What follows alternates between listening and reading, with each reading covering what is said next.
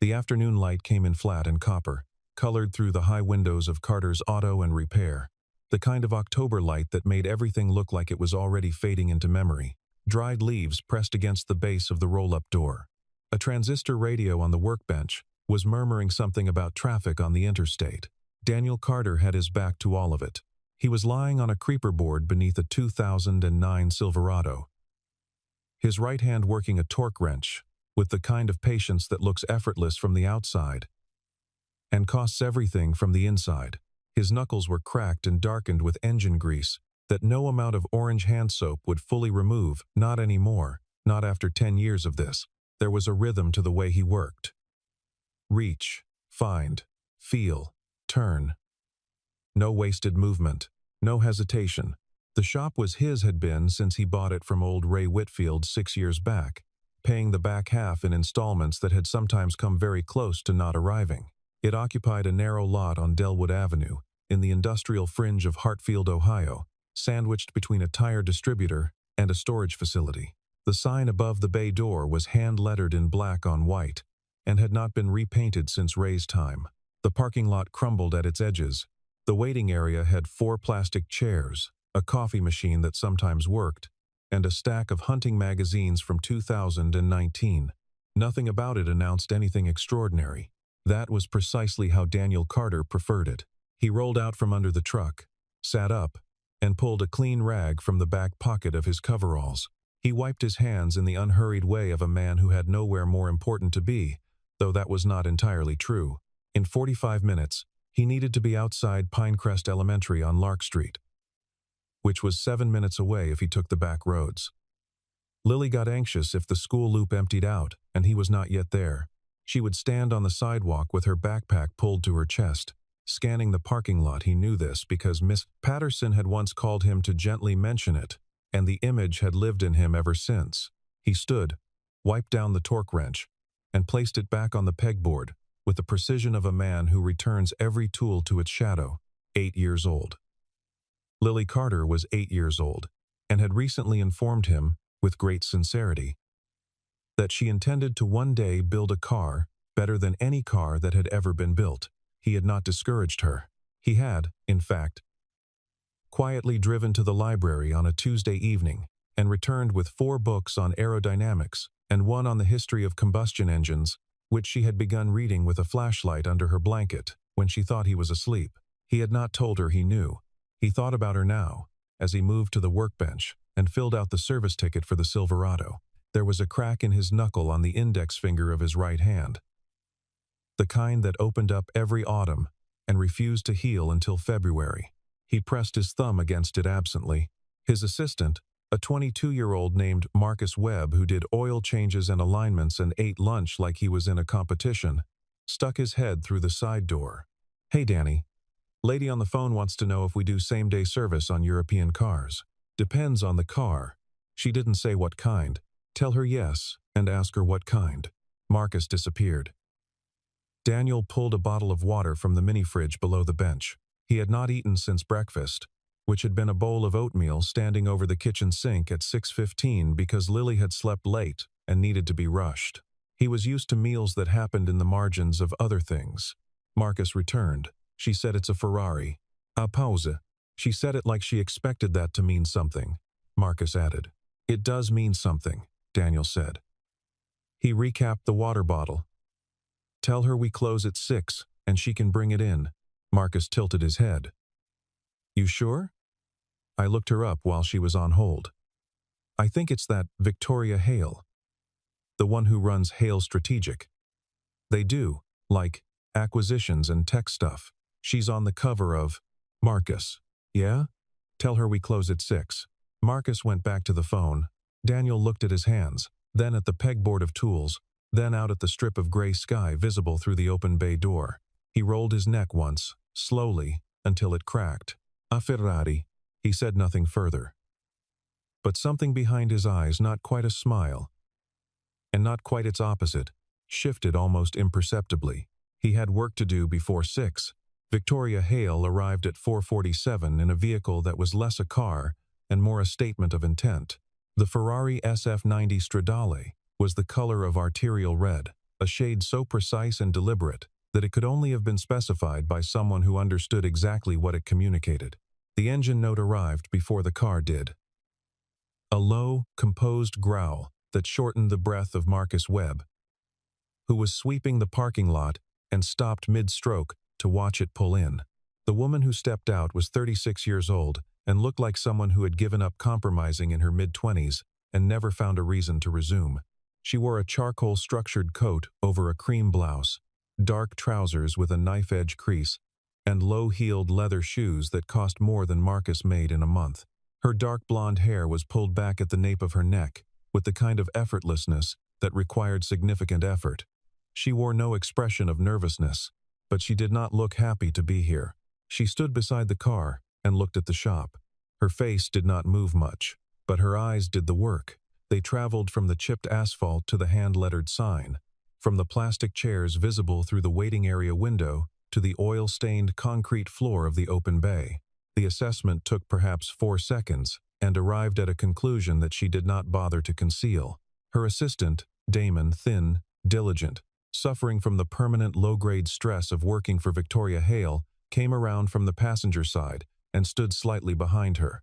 "This is the place," he offered, somewhat unnecessarily. "I can see that." She looked down at her phone, at the note he had sent her earlier. 4 other shops declined or were unavailable. This one has a reputation in certain circles, though the online presence is essentially non-existent. Define certain circles. Collectors, mostly. There's a forum a few mentions. One post says the owner fixed an issue on a Pagani that 2 dealers couldn't diagnose. Victoria looked up from the phone. She looked back at the shop. A Pagani. That's what the post says. She looked at the car. The SF90 had been giving her trouble for 3 weeks, an intermittent hesitation on cold starts that deepened into a throttle irregularity under load, accompanied by an error code that the authorized Ferrari dealership in Columbus had diagnosed twice and fixed 0 times. The second visit had cost her 11 hours and $1,400 and produced the same problem and a different excuse. She had 2 board meetings this week, a flight to Zurich on Friday, and 0 tolerance for machines that did not perform. She walked into the shop. The bay was occupied by an older pickup truck, and, beyond it, a work area lined with metal shelving, loaded with parts, fluids, and equipment. The radio was playing something low. It smelled of oil and metal, and, faintly, of coffee. Daniel Carter was standing at the bench. He had heard her come in, and he turned without urgency. He was taller than she had expected, and quieter looking. Late 30s, maybe 40. Strong build. The kind earned by work rather than effort. Dark hair, a little long. The coveralls were clean enough. They had been clean that morning, but the accumulated stain of the work was in the creases of his hands and the faint darkness at his collar. He looked at her with gray eyes that gave nothing away. "Miss Hale?" he said. "Yes." She looked around the shop again. Not cruelly, or maybe cruelly, without meaning to be. "This is your shop." "It is. You service European vehicles." "I do." She held his gaze for a moment. "You understand what I've brought you. A Ferrari SF90 Stradale," he said. 2022, I'd guess, based on the color. "What's the problem?" She told him. The hesitation. The throttle irregularity. The error codes. She spoke quickly and precisely, the way she delivered briefs to her team, stripping out anything superfluous. He listened without taking notes, which mildly irritated her. She was used to people writing things down when she spoke. When she finished, he said, "Pull it into the far bay." She looked at the floor of the far bay. She looked at the car outside. "There's some concern about, the floor is clean. I'll put down paper if you want." "A beat. I'll have Damon pull it in," she said. He turned back to the bench without another word. Victoria stood in the middle of the waiting area and felt, for the first time in a long while, slightly off balance. She was not accustomed to mechanics who did not become visibly different people in her presence. Most people became different people in her presence. It was not something she sought. It simply happened. The way pressure changes the behavior of materials. This one hadn't changed at all. She did not know what to do with that. While Damon moved the car into the far bay with the careful attention of a man handling someone else's irreplaceable object, Victoria walked through the small waiting area and stood near the open bay door. She watched Daniel Carter pull a rolling cart of tools toward the Ferrari, with the same unhurried pace he seemed to apply to everything. "I'll be honest," she said. He looked up, waiting. "I'm here because I've run out of options in this city that I'd consider competent. Not because I have confidence in." She gestured, not unkindly, but not gently, at the surroundings. "Okay," he said. "Okay, that's fine." He crouched beside the front of the car and looked at it the way you look at something you are about to have a conversation with. "You don't need to have confidence in the shop. You just need the car fixed." She crossed her arms. "The dealer in Columbus told me it was the engine management software. They reflashed it twice. Was the problem different after the second flash?" She paused. "No. So, it wasn't the software." He opened the door and reached in to pull the hood release. And then something odd happened.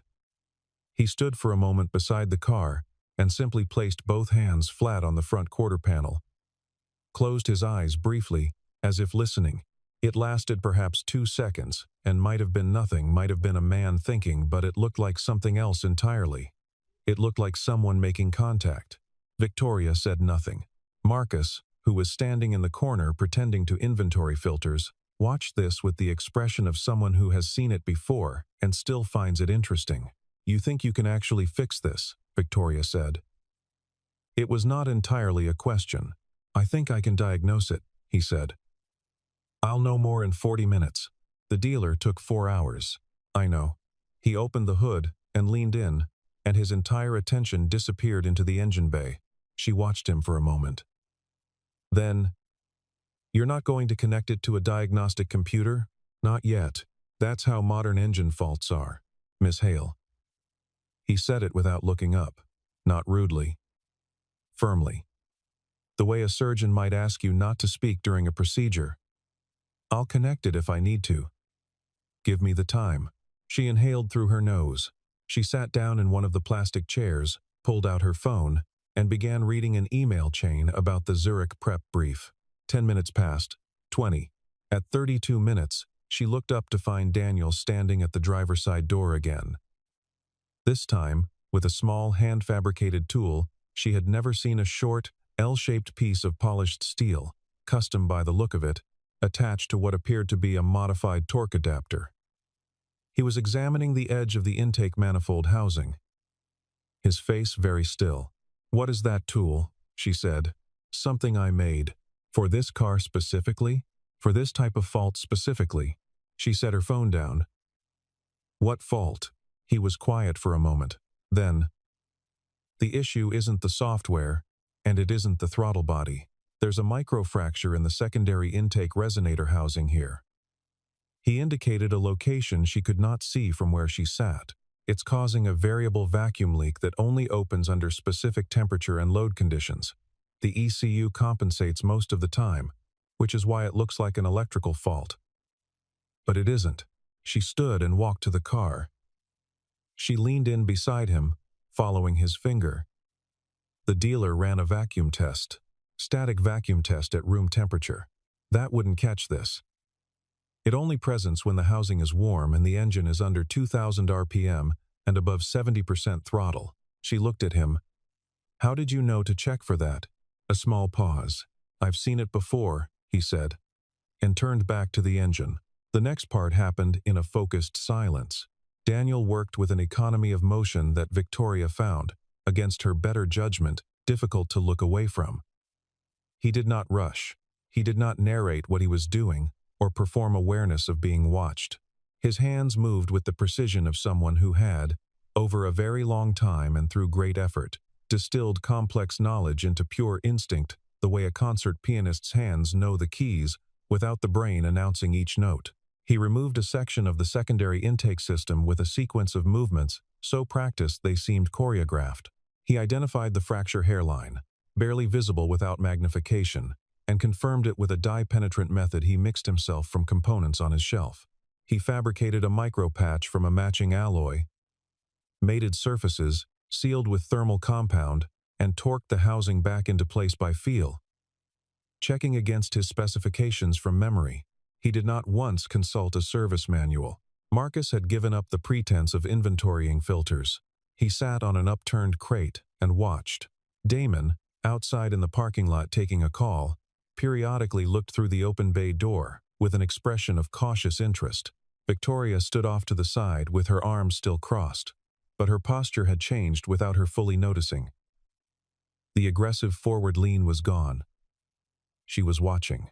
She had overseen operations in 17 countries. She had sat in boardrooms where engineers presented solutions to problems worth hundreds of millions of dollars. She understood competence, not the performance of it, but the real thing, the kind you can feel when it's in the room. It had a quality to it, a specific gravity. She was feeling it now, and she did not like what that meant, which was that she had walked in here with the wrong assumptions and the wrong tone. And she was not someone who enjoyed being wrong. At 41 minutes, Daniel stood straight, picked up a clean rag, and began wiping down the edge of the engine bay where his hands had rested. "Start it," he said. Victoria looked at him. Then she got in the car. The SF-90 turned over on the first try. The idle was smooth, not just functional, but smooth in the way it should have been from the factory. The kind of smooth that costs $350,000 and is supposed to be guaranteed. She let it sit for a moment, then brought the revs up. Nothing. No hesitation. No irregularity. She sat in the car for a longer moment than was strictly necessary. She got out. "You're telling me," she said, and her voice had shifted in a way she could not prevent, a fraction lower and less certain, that 2 authorized Ferrari service centers and their factory-trained technicians missed a hairline fracture in the... They were looking for software faults. Software faults are easier to find and more profitable to fix. "I'm not criticizing them," he said. "That's just the incentive structure." She looked at the car. She looked at him. "What do I owe you?" "Marcus will write it up. Parts and labor. Same as anything else." She opened her mouth. She had been preparing, somewhere in the back of her mind, a response to the kind of inflated bill that occasionally followed the deployment of extraordinary competence, a number designed to extract value from a moment of dependence. She had her counter ready. He turned back to his bench. She recalibrated. "That's it?" she said. "You need anything else looked at while you're here?" A pause. "No," she said. "Then we're done." He began cleaning his tools. Victoria Hale stood in the middle of a small, unfashionable auto shop in industrial Hartfield, Ohio, beside a fixed Ferrari that 3 professional dealerships had failed to repair, and experienced the rare and deeply uncomfortable sensation of not knowing what to say next. She had been about to say something dismissive when he'd first started something about duct tape and luck, and she had not said it, and she was glad she hadn't. But the impulse had been there, and she knew it, and it sat in her chest like something swallowed wrong. She said, quietly, "You're very good at this." He glanced back at her, brief. "It's just the work," he said. The bill came to $480. Victoria looked at it for a moment. The repair that Columbus Ferrari had charged her $1,400 to not fix had been resolved, permanently, for less than $500. She handed Marcus her card and said nothing. He ran it. She signed. Normal commerce, occurring in abnormal circumstances. She was standing by the Ferrari, coat on, preparing to leave, when her phone rang. The caller ID read, Ferrari SPA Italy. She stared at it. In 5 years of owning Ferrari vehicles, in the course of warranty, claims and service histories, and one collector event at Maranello, she had never received a direct call from Ferrari Italy. They communicated through the regional distributor, through the authorized service network, through layers of formal correspondence. A direct call from headquarters was, she answered, "Miss Hale. This is Roberto Conti, head of Global Owner Relations. I apologize for the unusual contact. We've been monitoring certain warranty flags in our network. Your vehicle was flagged twice in Columbus for a recurring fault that was resolved each time without root cause correction. We became concerned, as this is an SF-90 with our extended care program. Our engineers ran a remote diagnostic on the vehicle 30 minutes ago and found something unexpected. I'm listening, she said. The fault has been corrected, he said. And not in any way we've seen from our authorized network. The repair method, specifically, the secondary intake resonator patch, and the compound used, matches a technique documented in one of our internal engineering files. A file that was authored in 2013 and archived when the engineer who wrote it left the company. A pause. We'd like to know who repaired your vehicle. Victoria's eyes moved slowly to her. Bay door, where Daniel Carter was visible in the amber light of the shop, returning tools to the pegboard with careful, deliberate hands. Why? She said. Because the technique is proprietary. It was developed by a member of our Maranello powertrain team. No one outside that team should have it. If this individual has independent knowledge of this method, we'd very much like to speak with them. Victoria looked at the shop sign. The hand-lettered white on black letters. Carter's Auto and Repair. She lowered the phone from her ear. She walked back into the bay. There's someone on the phone who wants to speak with you, she said. Her voice was different now. Not softer, it was not in her nature to go soft, but stripped of the layer of assessment she usually kept over everything. Just words. He turned from the pegboard. He looked at the phone in her outstretched hand. Something moved across his face. Very briefly. The kind of thing that is gone before you can name it. He took the phone. Hello, he said. A long pause. His eyes dropped to the floor. His chest rose and fell once, slowly, with the patience of a man who has had a long time to prepare for moments he hoped would not arrive. Yes, he said. This is Daniel Carter. The shop was very quiet. The radio had fallen to static. Marcus had stopped moving entirely.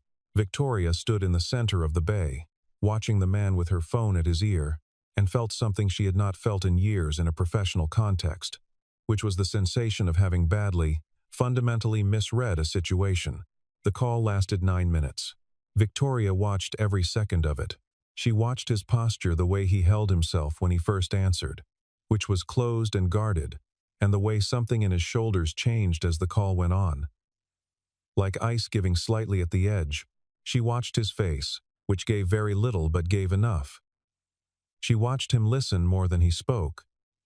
And when he did speak, it was in the shorthand of a man confirming things the other person already knew. At one point, the voice on the other end said something longer, and Daniel turned very slightly away. And she saw his jaw tighten. When he ended the call, he held the phone for a moment before turning back to her. He offered it without ceremony. Thank you, he said. She took the phone. She waited. He turned back to the pegboard. Mr. Carter, she said. He paused. I believe, she said carefully, that I am owed an explanation. Or not owed. That's not the right word. But I would like one. If you're willing. A long pause. The kind that makes people nervous. I'm not sure what you want explained, he said. The phone call. The technique. The way you fixed that car. She paused. The tool you made. He looked at the L-shaped piece of polished steel on the bench. As if he'd forgotten it was there. I used to work for Ferrari, he said. The sentence came out flat, without preamble or drama. The way you might say I used to live in a different city. In Maranello, I was part of the powertrain engineering team for 8 years. The technique I use today, I developed it. We had a recurring fault on the SF90 prototype series during development testing. The secondary intake housing was the culprit. I wrote the diagnostic protocol and the repair method. He stopped. Victoria waited. He said, I left in 2018. Why? The word came out before she'd decided to ask it. She almost pulled it back. It was not her business. She did not ask personal questions in professional contexts. She had a policy, but she did not pull it back. My wife died, he said. Car accident. February 2018. Our daughter was 3 months old. The shop held the silence. I wasn't going back to Italy, he said. I wasn't going anywhere. I came home to Ohio. This is where I grew up and I started this shop. He looked at the pegboard, not at her. It was what I knew how to do with my hands. Victoria looked at him and did not say anything for a moment. She had a great many words available to her. She spent her professional life in high-velocity communication, quick pivots, calibrated language. In this moment, all of it felt insufficient, and she had the unusual experience of simply standing in a room with another person's grief without trying to manage it. "I'm sorry," she said. "About your wife." He nodded once. The nod of a man who has received this condolence many times and means it each time he accepts it, but has learned to carry the weight of it quickly. "The people on the phone," she said. "Ferrari, they want me to come back." He said it the way someone describes weather. "It is raining. They want me to come back."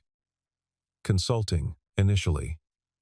Then a full engineering position, if I want it. "What did you say?" For the first time since the conversation began, he looked directly at her. There was something in the look that she could not categorize, which was unusual. She was good at reading people.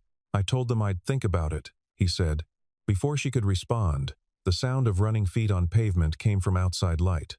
Quick, the specific rhythm of a child, and then a small figure appeared at the edge of the open bay door, backpack bouncing, hair escaped from a ponytail, cheeks flushed from running across the parking lot. "Daddy," Lily Carter said. "Marcus let me in the front, but I had to wait because I knew you were busy, but you said you'd be done by 5 and it's 5:15, so technically..." She stopped. She had registered the stranger. Victoria looked at the girl.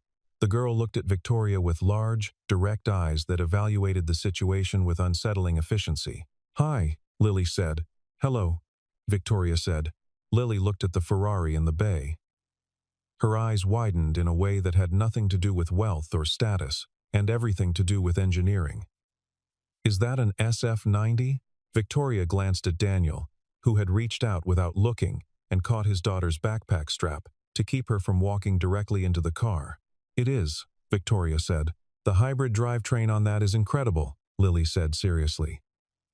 "I read about it. It has 3 motors. 2 on the front axle and 1 in the gearbox." She paused. "Did you know the front axle motors can run independently for torque vectoring? That's really cool." A silence.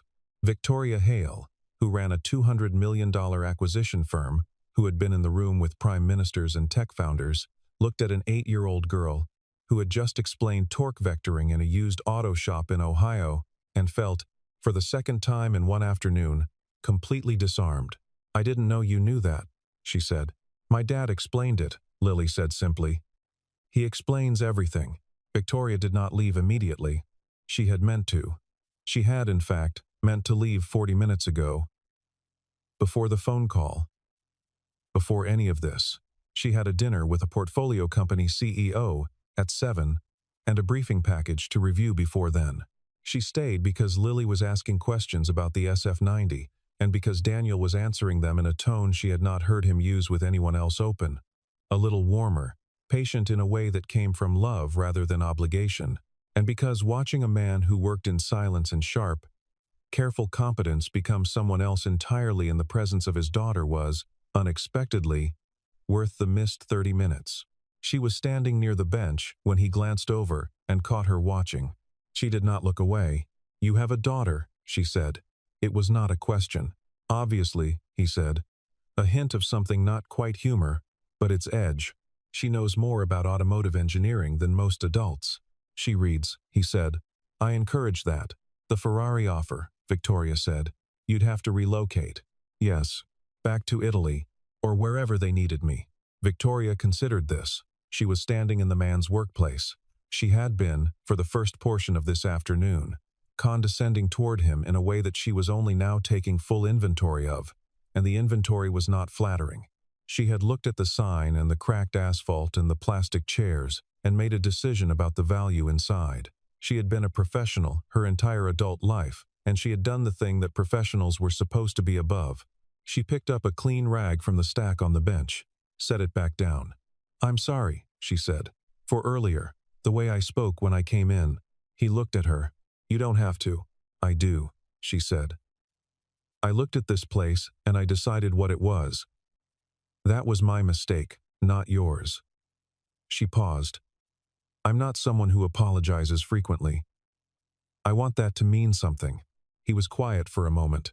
Okay, he said. Okay, I heard you. She studied his face. That's it? What else should it be? She had no answer for that.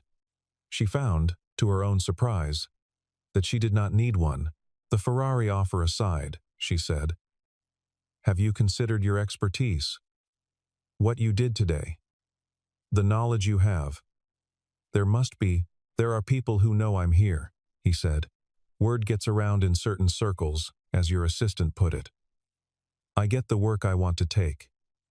I don't advertise. You don't advertise, she repeated slowly. No. She looked around the shop one more time, not the way she had the first time, as an assessment of deficiency, but as an honest look at a place.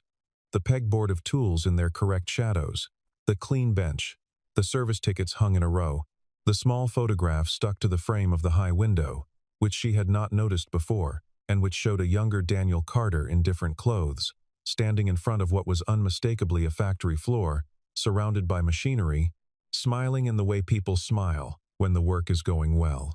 Is that Marinello? She said. He looked at the photograph. Yes. She turned back to him. What was it like? A pause. Not a reluctant pause, a remembering one, like living inside the thing you care most about, he said, before other things came along that you cared more about. She looked at him for a moment.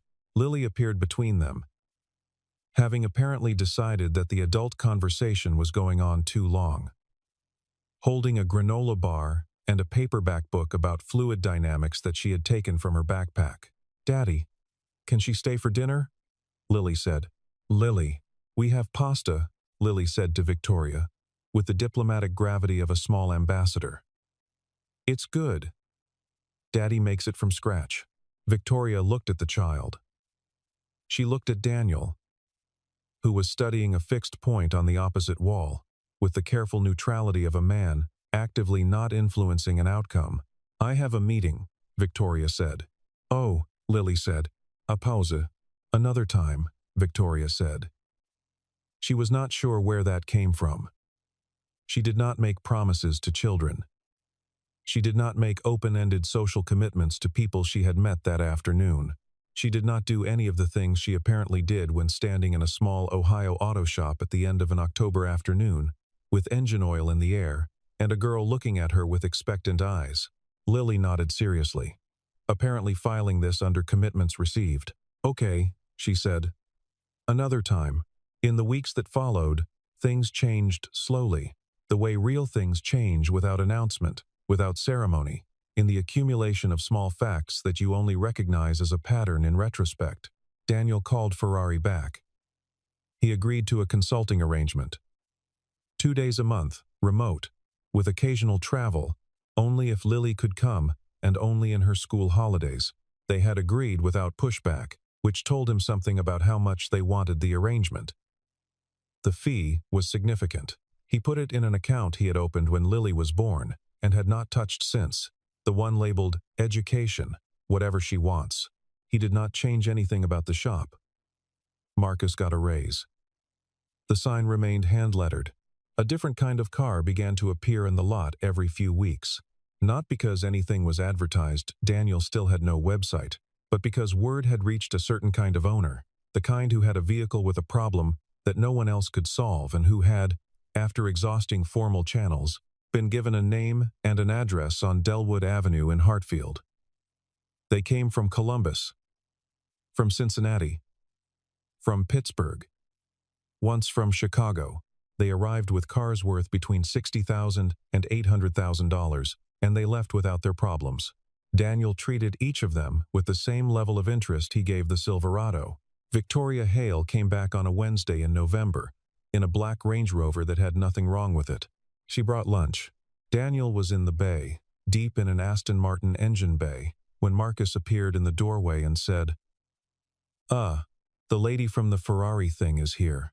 He came out with his hands in a rag. She was standing by the bay door in a coat and scarf, holding a bag from a restaurant downtown, the kind of place that did not have numbered items on the menu. "The car doesn't need anything," she said. I checked 3 times. He looked at her. At the bag. I wanted to see, she said. And paused. And rearranged what she had been about to say. I wanted to know how the consulting arrangement worked out. It's going fine. Good. She set the bag on the hood of the Range Rover. I brought food. You probably don't eat enough. He looked at the bag. He looked at her. You usually just buy things for strangers? You're not a stranger, she said. You're the man who fixed my car and inadvertently rebuilt my understanding of how to assess value. She paused. It was a significant service. The fee was too low. The fee was fine. I'm supplementing it with lunch. A beat. He nodded toward the side door. There's a table in the back. She picked up the bag and followed him without comment, stepping around the Aston Martin with the careful attention of someone who had already started learning the grammar of the space.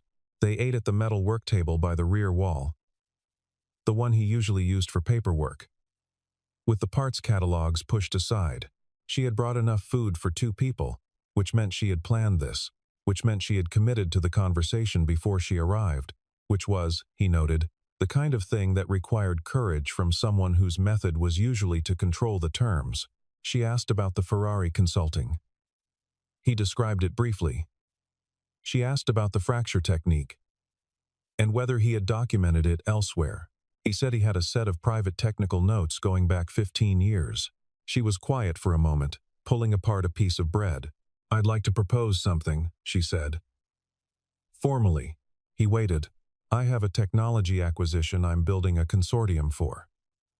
The underlying asset is an advanced materials company working on next-generation component manufacturing for high-performance vehicles. I need a technical advisor, not an investor, not a board member. Someone who can sit across from the engineers and tell me if they're actually doing what they say they're doing. She looked at him. 1 meeting. I pay you for the day. If you want nothing further to do with it, that's the end. He considered this. Would Lily have school that day? Victoria paused. Then, we can schedule it during the summer. Then I'll think about it. She nodded. She had not expected immediate yes, and she had not wanted one.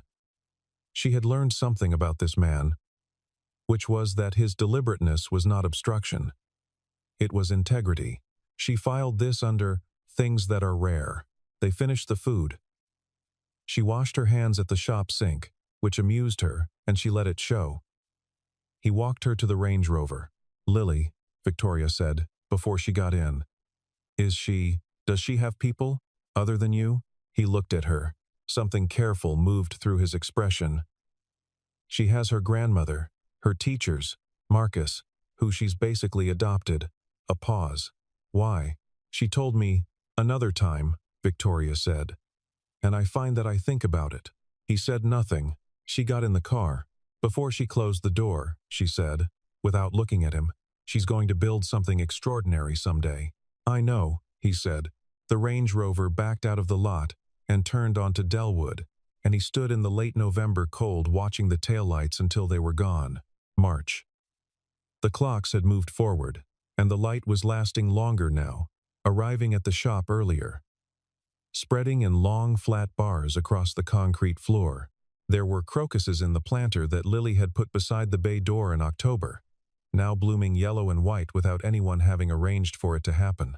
Daniel was at the bench when Lily arrived after school, which was its own kind of clock. He could tell the time of year by the angle of the light and the mood she walked in with, and this afternoon, the mood was bright, elevated, carrying the particular energy of a child who has been given a reason. Miss Moretti said my paper on combustion efficiency was the best science project she's seen from the 3rd grade, Lily announced, dropping her backpack. She said it wasn't exactly 3rd grade material, which I think was a compliment. It was a compliment, Daniel said. She also asked where I learned the thermodynamics part, and I said from you and from a book, and she said that tracks. Marcus looked up from the oil filter he was replacing. That definitely tracks. Lily climbed onto the stool she had claimed as hers beside the workbench and began removing papers from her backpack with the organized efficiency of someone who has watched a methodical person work for 8 years. She pulled out the graded paper, a large red star at the top. Daniel looked at it. He had a rule about not making too large a thing of her achievements because he did not want her to do work for approval, He wanted her to do work because the work was interesting. But he had a secondary rule, which was that certain things were allowed to be acknowledged quietly and completely. He placed the paper on the shelf above the bench, between a shop lamp and a carburetor that he kept because it was from a 1967 Shelby Cobra and belonged to Ray Whitfield, who had asked him to hold on to it. "Good," he said. Lily nodded, satisfied. This was the right response. She had learned to read it correctly. She was working on her math homework when the familiar sound of tires on the lot brought her head up. She knew the engine note by now, had learned it the way children learn the sound of a parent's car. She looked at her father. "Victoria's here," she said. He looked at the door. The black Range Rover was in the lot.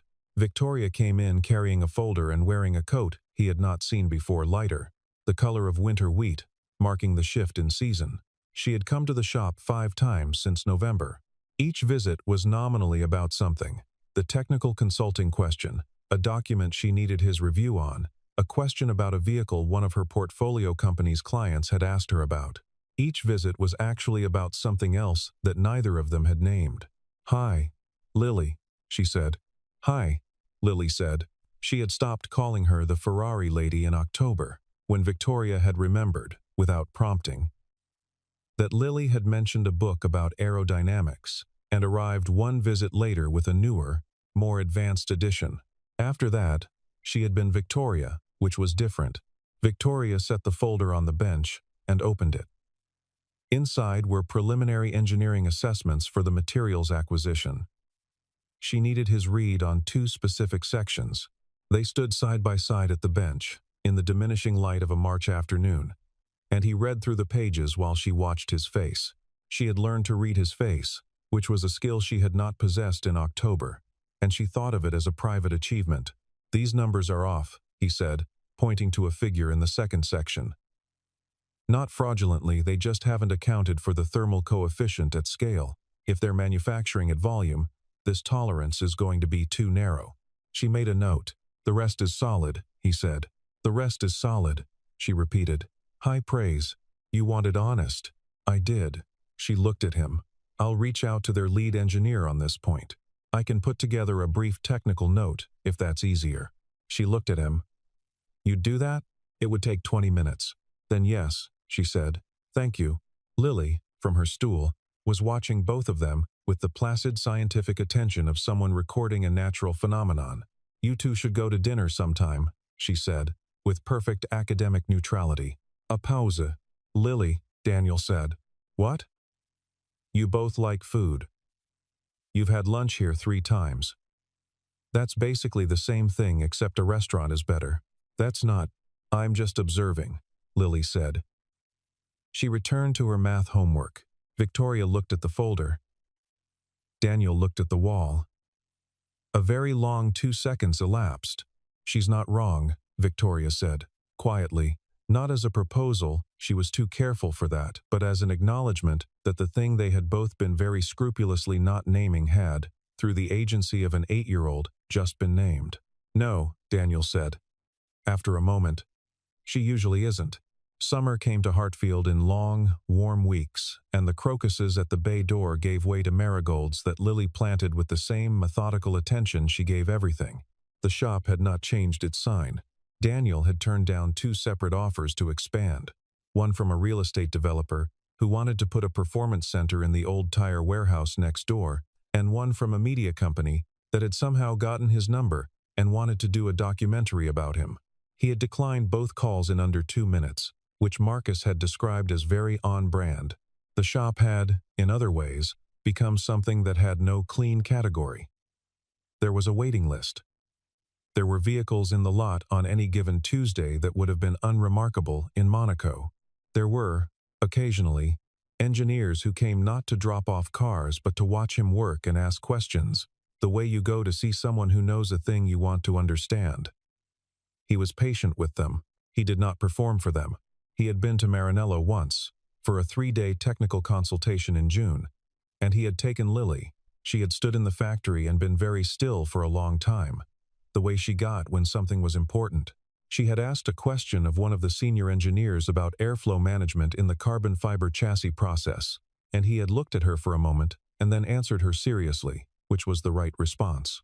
On the last morning of the trip, standing in the factory floor while Lily was in the engineering library with a translator she had decided was her friend, Daniel had looked at the machinery and the light and the work happening around him and had felt not nostalgia exactly, because nostalgia is for things you wish you had returned to, and this was not that. It was something more like gratitude for a past that had given him the knowledge and a present that had given him the context for it. He had thought about Claire, about his wife, the way he always did when he was somewhere they had planned to return to together. He had thought about her without the old edge of it, which was not because the grief had diminished, but because grief, if you carry it long enough and honestly enough, changes shape without changing weight. He had thought, she would have liked seeing Lily in here, and that was enough. Victoria had not come to Italy. They had agreed, without discussing it much, that there were things to be let alone for now. She had, however, been at the shop on a Thursday evening in July when a thunderstorm blew in fast from the west, the kind that comes in low and fills the sky with purple. Lily had been trying to explain something to her about an experiment she was designing, a small-scale test of airfoil geometry she wanted to build from balsa wood and cardboard. Victoria had listened to all of it. She had asked a question at the end that was the right question, the kind that showed she had actually followed the explanation and not just waited politely for it to end. Lily had looked at her and said, "You understand that?" "A little," Victoria said. "No, actually," Lily said, with the forensic confidence of the young. "You understood it." "That's different." Outside, the rain was hard on the lot. Daniel had made coffee. The three of them sat in the shop while the storm moved through. Lily drawing diagrams on the back of a service receipt, Victoria asking questions and taking notes in her phone, Daniel listening and watching both of them and saying nothing. The way you say nothing when nothing needs to be said. There are lives that look small from the outside. From the outside, they look like a sign on a building that hasn't been repainted. A man who works without making a noise about it. A child who asks questions that are too large for her. A shop on an unremarkable street in an unremarkable town. From the outside, you can miss the whole thing. There are people who carry entire worlds quietly, who once built something that others drive at full speed without knowing his name, who chose to step out of the light not because they were pushed, but because something more important needed the room. There are men whose worth is not legible in their surroundings, whose knowledge is not announced, whose significance you will not understand until you slow down enough to actually look.